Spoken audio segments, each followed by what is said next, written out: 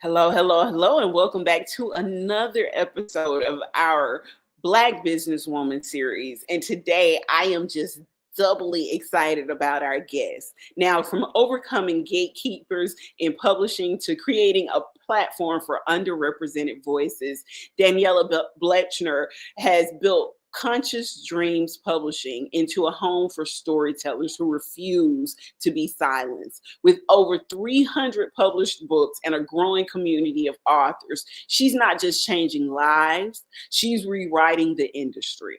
In this conversation, Daniella shares her journey from rejection to revolution, proving that Black women don't have to wait for permission to tell their stories. Without further ado, let's welcome Daniella. Hello. Hello, what a lovely intro. Hey, Cami, how are you doing? I'm awesome. How are you today? I'm good, thank you. Very happy to be here.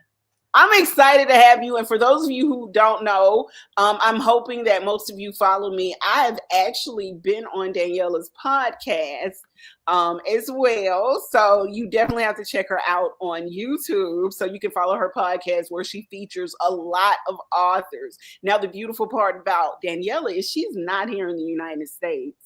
She is over in the UK. So a lot of the authors that she features are authors that you've probably never even heard of and you wouldn't get the chance to hear of unless you were on her platform. It's a lot of underrepresented voices, and she does an amazing job with helping them get out. Thank you. Yeah. Thank you so much. With that being said, let's jump into our interview.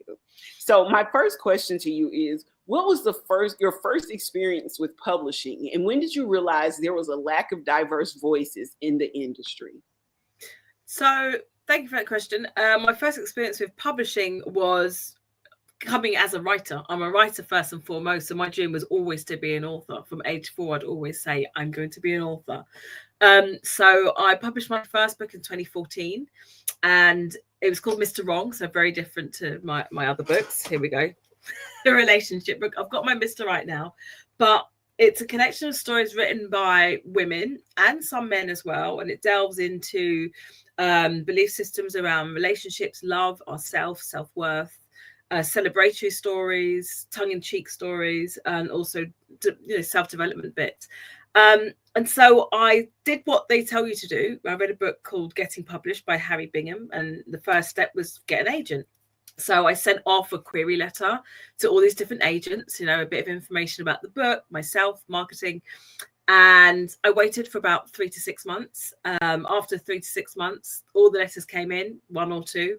We love your writing, very witty, very topical. However, we're looking for somebody with more of a social media platform. Social media platform? I didn't know where that was really at the time, or someone with more of a marketing plan. And I thought, I thought that was your job. And then I'd stopped writing while I was waiting. And then I did what they tell you not to do, and that's to apply to traditional publishers. So I sent off all my letters again, off to the big companies, HarperCollins, all the companies that you need an agent for. And I stopped writing, and I waited and waited and waited again. And then after about 3 to 6 months, letters came in, 1. Hi, Daniella, love your writing, but we don't accept unsolicited authors. And at that point, I realized, I had an epiphany. I wasn't waiting for a response. I was waiting for validation, someone to say, your story matters. These other women's stories matters. You matter. Your voice matters. And I just said to myself, by hook or by crook, I have to do this myself because I've got these really valuable stories from women here. And by hook or by crook, I'm going to do it. So I researched passionately how to set up a publishing house. And I did it myself, got the editors, typesetters, designers, learned a great deal along the way. And then lots of people started coming to me asking for help. And you had the question about when did I realize there was a lack of diversity? I think always subconsciously, but it didn't come to my consciousness until I started going down this journey myself. So as a reader from very young, I never saw characters that looked like me or authors who looked like me. But when I published my first book, I had mainly at the beginning lots of Black women asking, can you help me publish this extraordinary everyday women who've overcome extraordinary things, saying that they didn't feel their voice was heard. Some of them maybe did have a traditional publishing deal or had the opportunity to go and have an agent, that they were told, can you change Abiola to Samantha? Or, you know, it's not commercial enough, or can you just dull this bit down? And I thought, well, we need to have a platform where our authenticity is preserved and our stories are told through us, you know, ourselves, rather than through somebody else's or for somebody else's eyes. And so that was like one of the big reasons I set this up. And yeah, the publishing industry is, certainly in the UK, is very it definitely can be more diverse, but we're doing a lot ourselves now as authors to change that. Yeah, it's not just in the UK, Daniella. It is not. Yeah, I hear that. Yeah. Now, many Black women are discouraged from stepping into industries with limited representation. What gave you the confidence to move forward despite these barriers? Do you mind just asking the question again? I said many Black women are actually discouraged from stepping into industries with limited representation. What gave you the confidence to move forward despite the barriers that you faced? Listen, we've got one life here in this body. Like, I think it's important for us to be bold, because if the people before us weren't bold, we would be. I used to have, I was going to wear earrings, and they say, I am my ancestors' wildest dreams. We have to be the next generation's wildest dreams. You know, we're standing on the shoulders of giants. I don't want to sit here. I don't want to get to the end of my life and say, I didn't take that leap. I didn't try. I didn't make a change. I didn't try at least to break a barrier. You know, we're here to make change. We're here to create a better life for our younger people coming through, so they can see and experience something different. So if that's not enough encouragement, I don't know what is.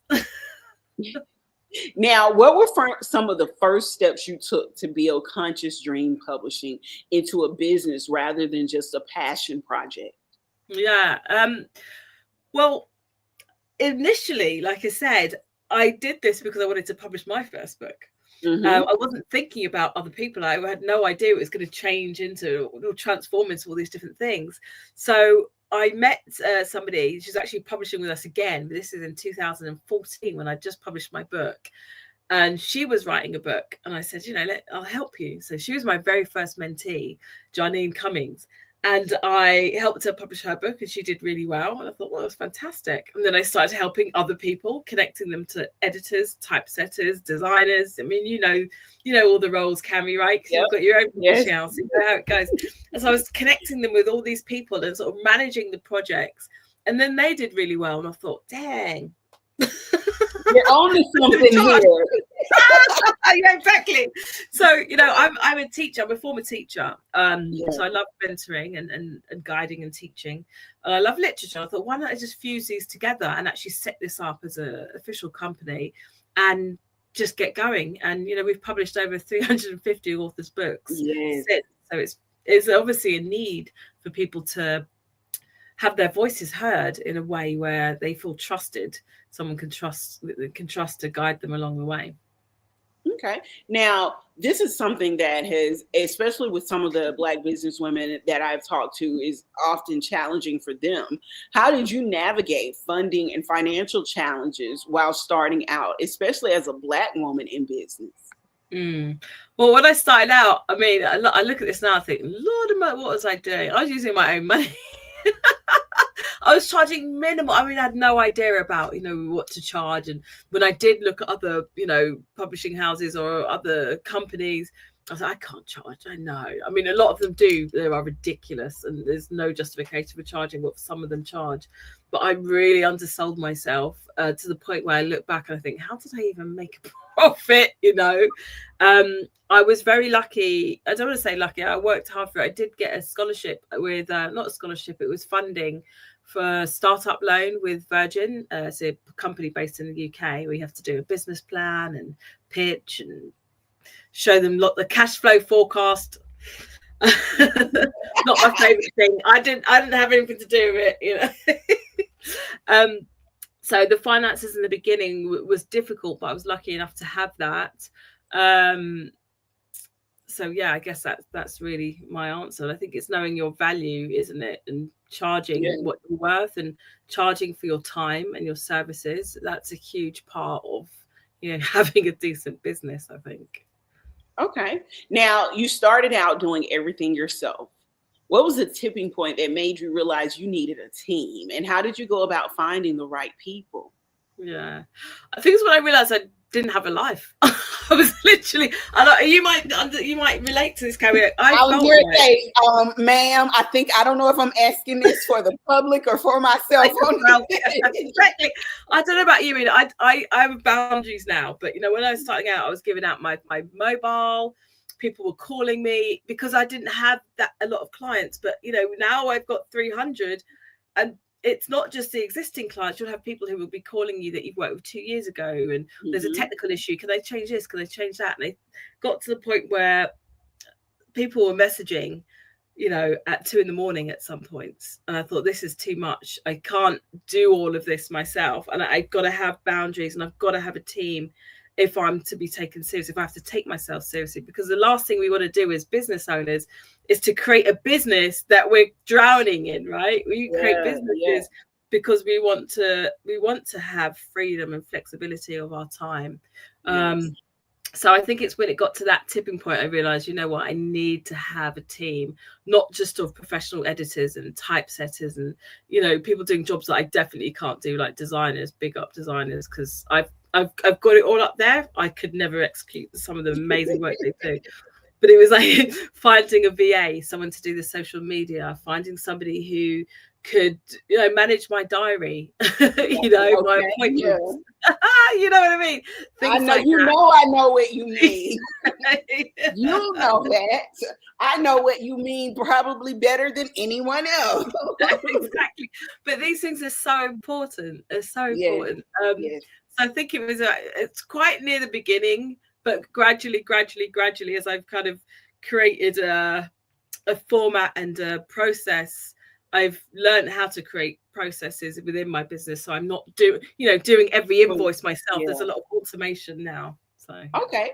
Now, how have you had to evolve as a leader from the time you started to now managing a full team of publishing professionals? How have I evolved?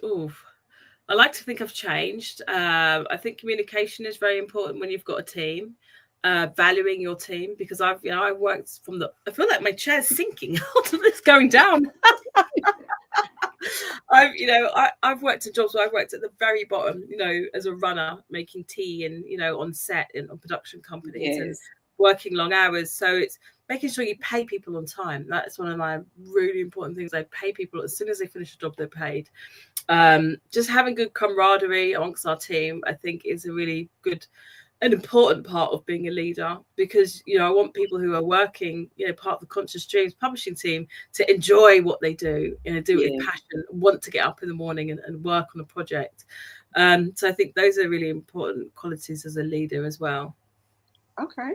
Now, building a strong brand in a competitive industry is no small feat.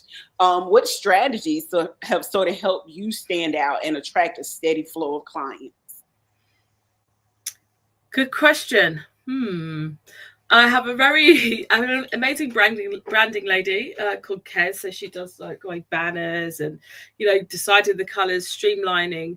Another shout out to someone called Seidel. She is brilliant in terms of branding and creating systems. So we were speaking before about doing a lot ourselves.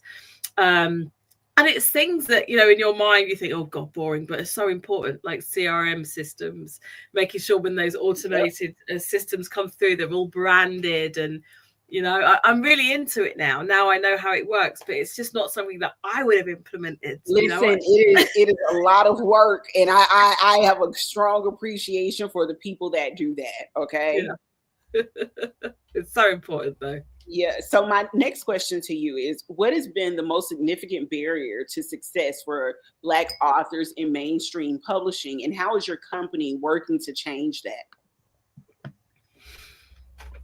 I would say significant challenge or barrier would be representation in terms of diversity in the workplace. Now, a lot of people talk about it being the authors and characters. Yes, 100%. I can roll off some stats.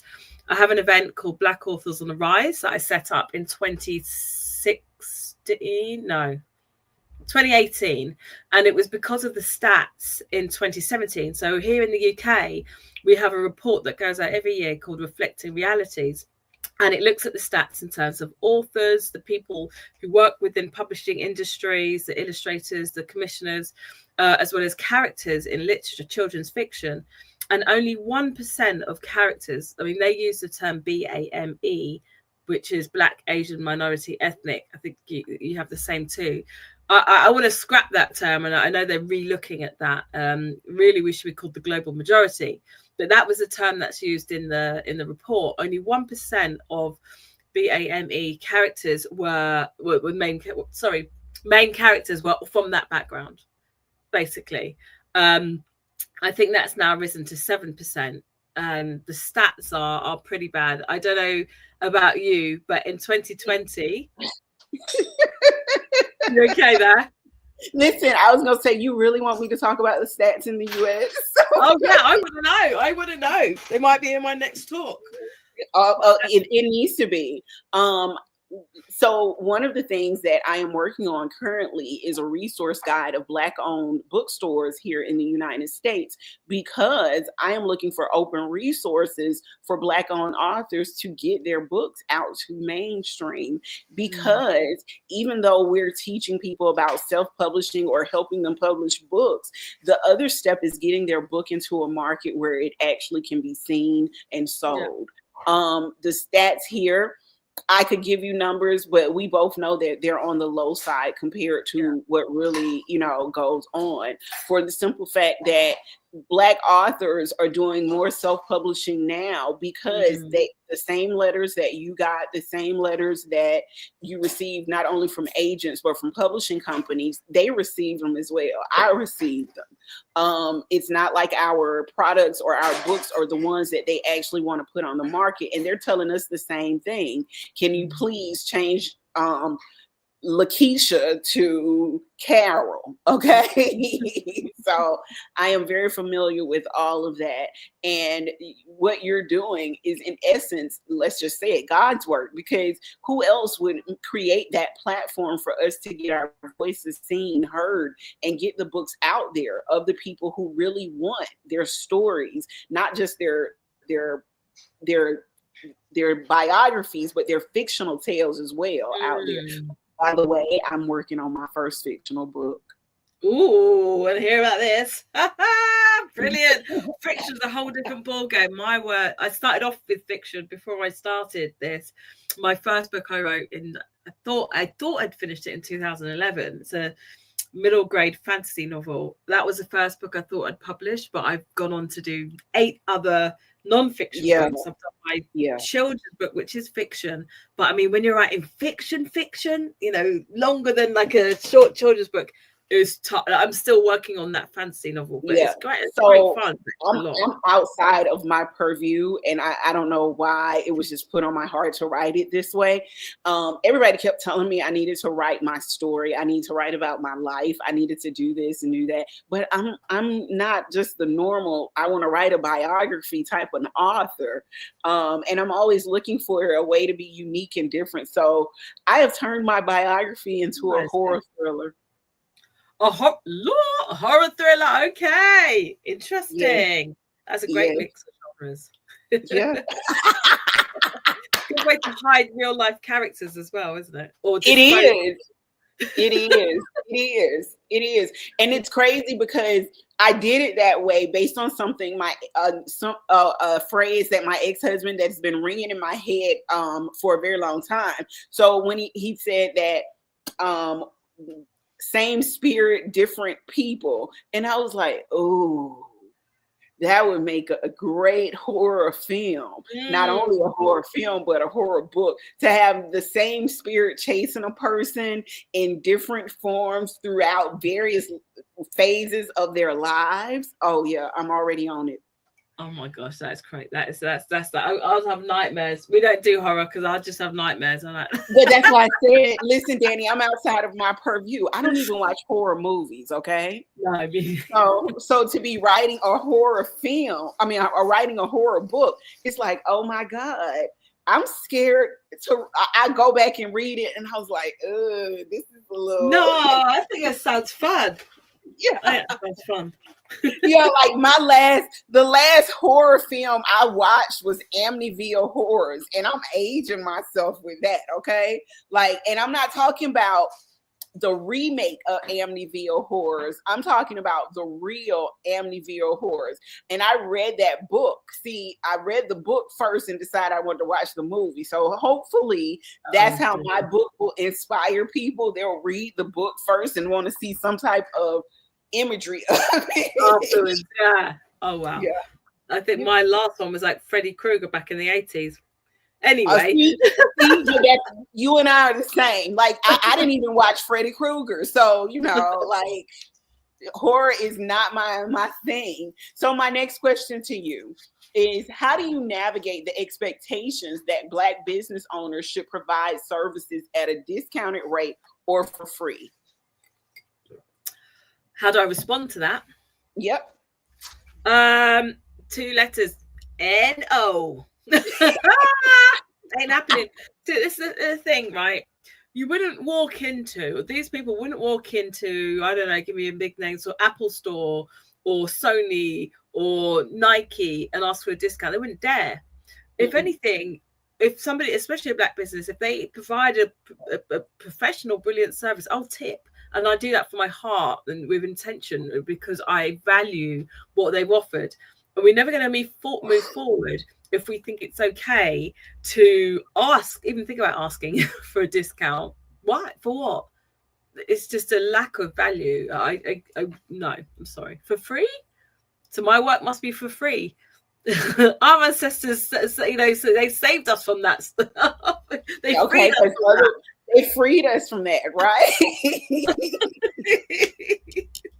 It's like, we're not slaves. I can't even give it airtime when I can't. I understand that.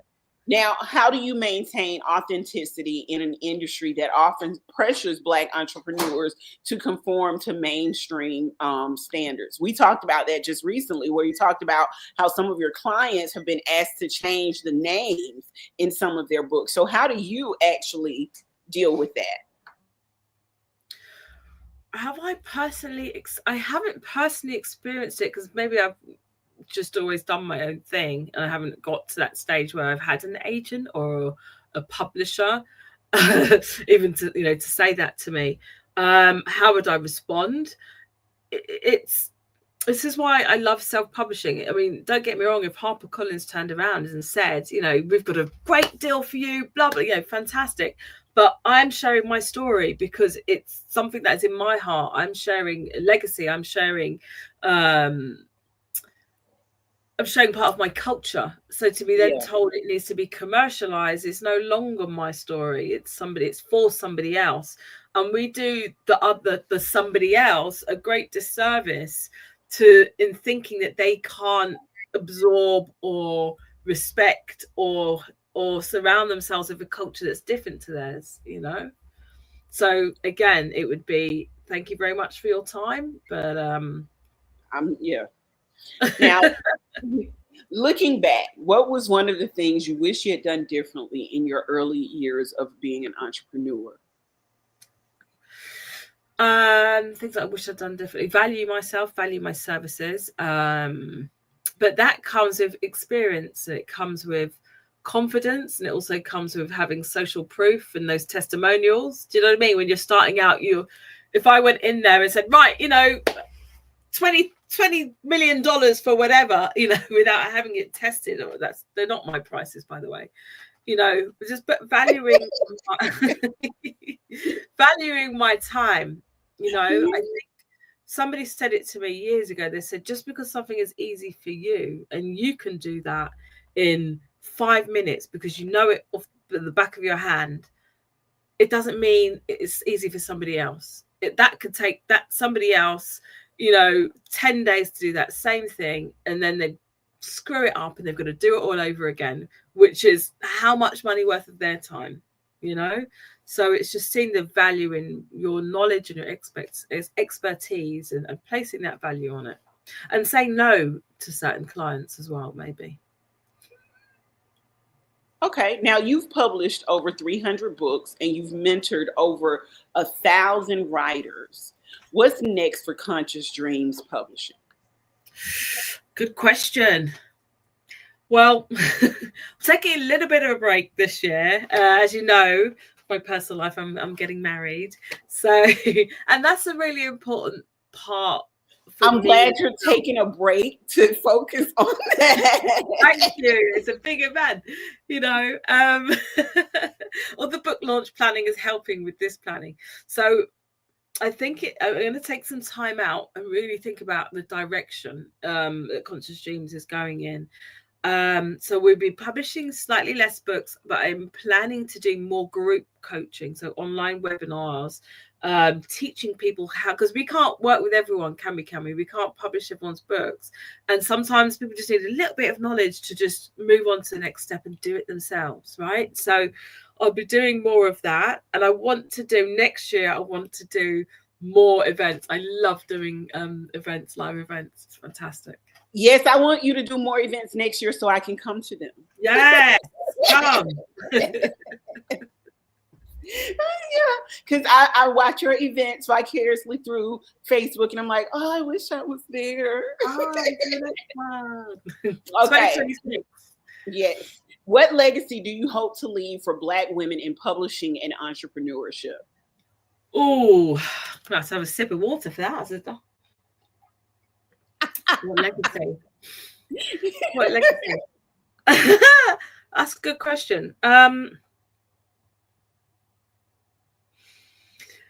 It's interesting because doing a lot of self-reflection, I kind of came to the conclusion that from being feeling voiceless before in my own life and coming from a lineage of women who have also felt voiceless, going deep into my ancestry, I think subconsciously or whatever, part of my purpose is to elevate and to create a platform where these voices are heard.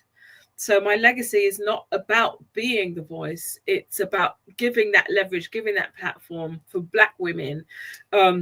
I mean, it's for everybody. My company isn't just for Black women. We've asked for Black women, but for Black women in particular, to feel like they have a space where their voice and their story is heard, undisturbed, untouched, so that they can leave a legacy. And more so for our young people. Like I said, me growing up, I didn't see any characters that looked like me or any authors. Now I have a full cohort of young Black, it's only girls at the moment. I've got about 12 young Black girls who are authors. Our youngest was 7, and our oldest is now 21. She was 15 when she came to me. And when I have kind of online meetings with them all, I try and get them together, storytelling workshops, I can hear them talking to the younger ones coming through. You know, I have a 9-year-old saying, oh, for my second book, I'm going to write about X, Y, and Z. They don't know the stigma that we had. They don't know the struggle that we had, because it's things are changing. The narrative is changing. And through self-publishing, these books are more visible. So it's more normal for them now. And that is the legacy I'd like to create, to just have been a part of that and to have created that platform. Okay. Now, if you could go back and give yourself one piece of advice before starting your business, what would it be? Before starting my business?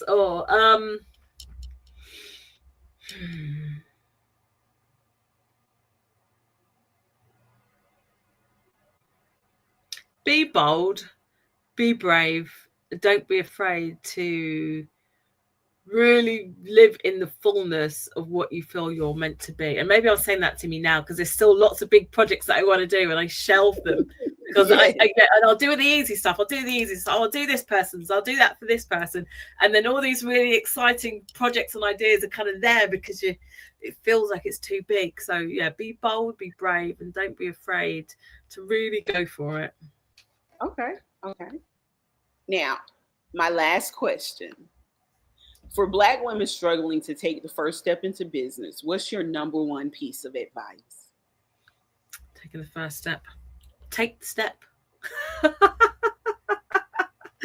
take the step. So it's really interesting. This is so random. I know we haven't got time to get into it. I've got 2 baby pigeons known as squabs in this little nest box on my windowsill. I follow their story. It's crazy.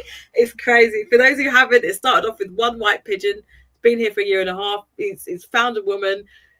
She's had 2 babies, and now there's 2 more. It's just gone insane, right? It's inspired me to write a book. You're like the squirrel guy who had 1 squirrel and now he has a family of squirrels. He's built a house for the squirrels. He's got squirrel neighbors. He's got like little squirrel condos going in. Really? Like I'm watching you over here with this pigeon, and then it was like you almost got upset when he found a girlfriend. It was I did. In the beginning, it was like, yay, now you're not going to be alone. And then 2 babies, and then they're pretty messy. So that's why you probably haven't seen as many videos about them. But it's life. Life isn't always clean. Sometimes life is messy. Okay, life is messy. But Carrie, today one of them took the first step out of the box, and I was watching him or her then. I was watching them, teetering, looking down, looking around. I was like, go on, you can do it, you can do it, you can do it. And it was so amazing to watch. And it reminded me of the first time I published my book, because I felt, it's got my heart in it. Like your book, it's got personal things in there. Like I'm from a family where you don't chat your business. So it's that feeling of fear, but once you take that leap, like it's so exciting. If you've got something in your heart that you want to do, setting up a business, writing a book, whatever it is, like imagine if you didn't take that step, you'd be stuck in that nest box forever. And who wants that? Take that leap, see what happens. Yeah, just like the little birdies. It's like watching them take the jump and knowing they're gonna fly. We have to take that as well. So I get that. Yes. So Danielle, I am going to drop off the screen, and I want you to tell people where to find you, your social media, your website, all of that information. Okay. Okay. So you can find me at www.Conscious Dreams Publishing. I do offer free 20-minute consultations, which you can book via the site. You can find me on social media under Conscious Dreams Publishing on Instagram and Facebook. I'm also Dani Blechner on Facebook and Daniella Blechner on LinkedIn. I'm also on TikTok. I've got all different handles under Dani Blechner, and YouTube, Dani Blechner Book Journey Mentor. Dani, thank you so much for doing this interview with me. And by the time you guys see this interview, Dani's going to be our cover model for the month of April. So I'm really looking forward to you guys reading her story, not only in the print publication, but also on the digital platform as well. So Dani, once again, thank you so much for agreeing to be a part of this. And thank you for being such a dynamic Black business owner. Thank you so much. And thank you to you and all the work you do. It's absolutely incredible. So thank you. Listen, you guys, Dani's story is very similar to a lot of the business owners that we have spoken to. She proves that when doors don't open for us, we have the power to build our own. Through Conscious Dreams Publishing, she's not just publishing books. She's rewriting the narrative for Black authors and for authors who are being discriminated against, and entrepreneurs everywhere. If you're looking for a sign to step into your purpose and own your story, this is it. Your voice matters, your dreams are valid, and the world is waiting. Go create. Thank you, and we'll see you next time.